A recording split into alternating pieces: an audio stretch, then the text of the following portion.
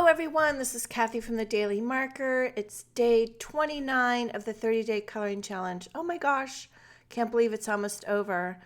I'm here today to do a video and I want to show you how I made this pack of 4 watercolored cards. I put a belly band of vellum around this, and there's lots of dimension. This is the side view, like duh, right? And this is what they all for. These are inspired by Jennifer McGuire. I'm part of Altenew's Crafty Friends blog hop, and Jennifer inspires us all and me as well. So I'm honoring her today, and I wrote about that in my blog post, TheDailyMarker.com. So let's go ahead and get started. This is very easy watercoloring.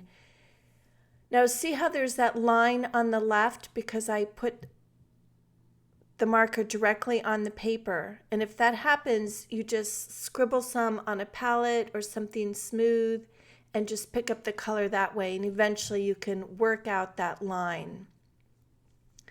I love using Tombow watercolor markers because they're super vibrant. Now I'm putting the marker directly on the watercolor paper there, on dry paper, and then I wet my brush.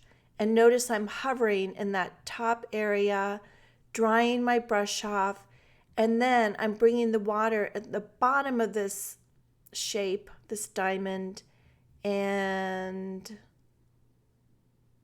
bringing my water up to meet it. That way I get that gradient look, that sweet spot. So it's super easy, but you have to remember to take the water off of your brush. You don't want too much water, and you have to remember to get some of that color off, or else it ends up being mostly one color. So I'm doing the same thing on this whole card panel, and then I made 3 more. So I love this background stamp from Altenew. It's so fun to do techniques or to watercolor with this stamp. It's like no brain coloring. You don't have to think about anything.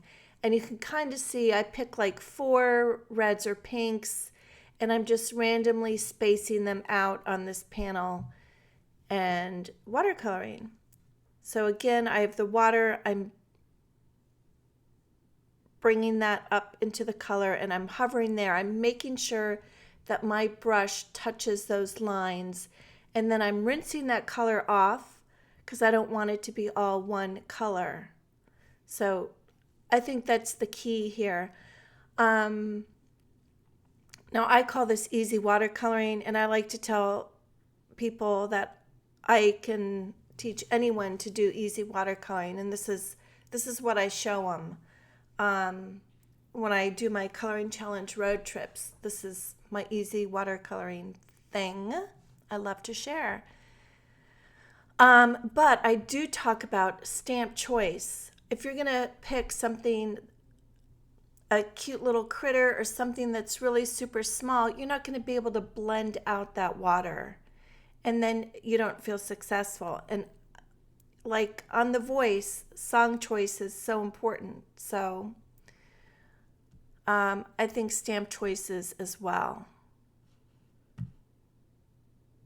Now, as you can see, I picked up some red. I put that marker directly on the paper, and then I wet the bottom half of this, and then I'm bringing that wet brush up into the color. And once that's all wet and saturated, I take some of that color off of the brush. I can't reiterate that enough. And then again, if you get that line of color, pick up some of that from the palette. Now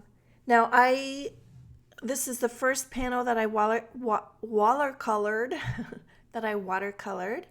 and so as you do these things in multiples, you get better, or you think of some more tips. On the second one, I decided not to do random colors.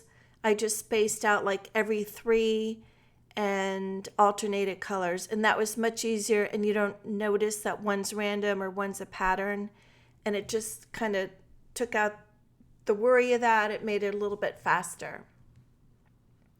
So keep that in mind as well. Now, you can see that I'm doing kind of like a C shape, a loosey-goosey C. I just think that works. I do that like on a leaf. I do more of a stronger C shape on like a petal or a leaf or something. So I just don't want like a straight line. That's why I kind of do something with a slight curve to it. Now, while I finish this up, I just want to explain my nails.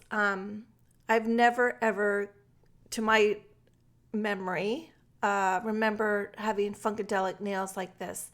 I did a Thanksgiving post. I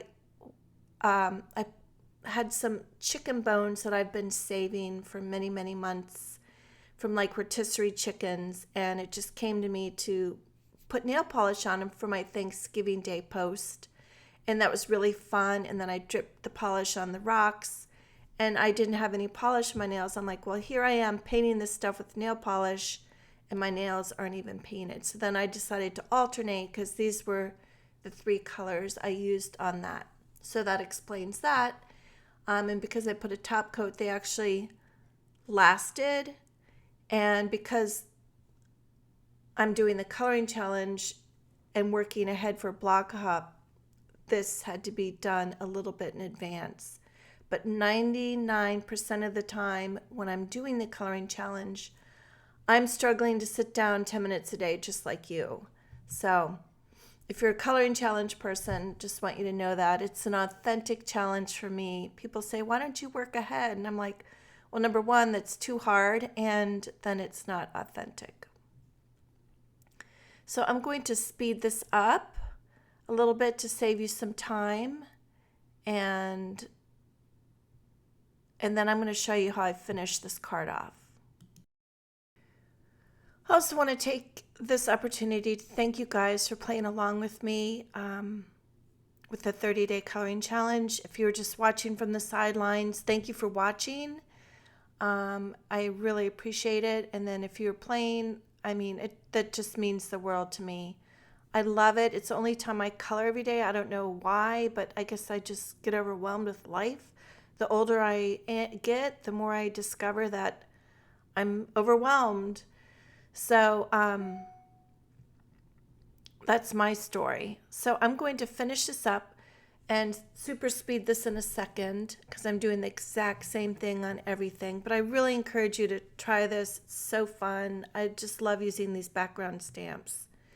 Now, heat setting it. If you feel like you're heavy-handed with the water and you have too much water, don't be shy about grabbing your heat gun, setting it, especially if you're doing the diamond next to another diamond. Just give it a little zap of the heat gun. I like to flip my paper and do it on the front and the back so I don't have to worry about burning the front. And then when I'm all finished, I stick it between a heavy book and it kind of flattens it out nice.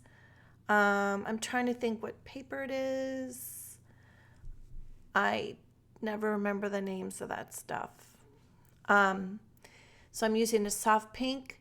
Now I'm die cut the letters here, and I used 2 pieces of fun foam, glued them together, and then I glued the end on top of the fun foam, and I used the stamp block to weigh it down to give it time to dry because it's thick watercolor paper. And then I popped the ends with, well, I didn't need foam tape. So I die cut the card panel. I'm sure you guys know that. And then I glued the end on top of the card panel. And when I die cut the card panel, some of them were backwards, but you have to really look close. So here's all 4. And then I love to put a pop of color on the inside. And that's it. So thank you so much for watching. I am forever grateful. Have a great, happy holiday season, and see you next time.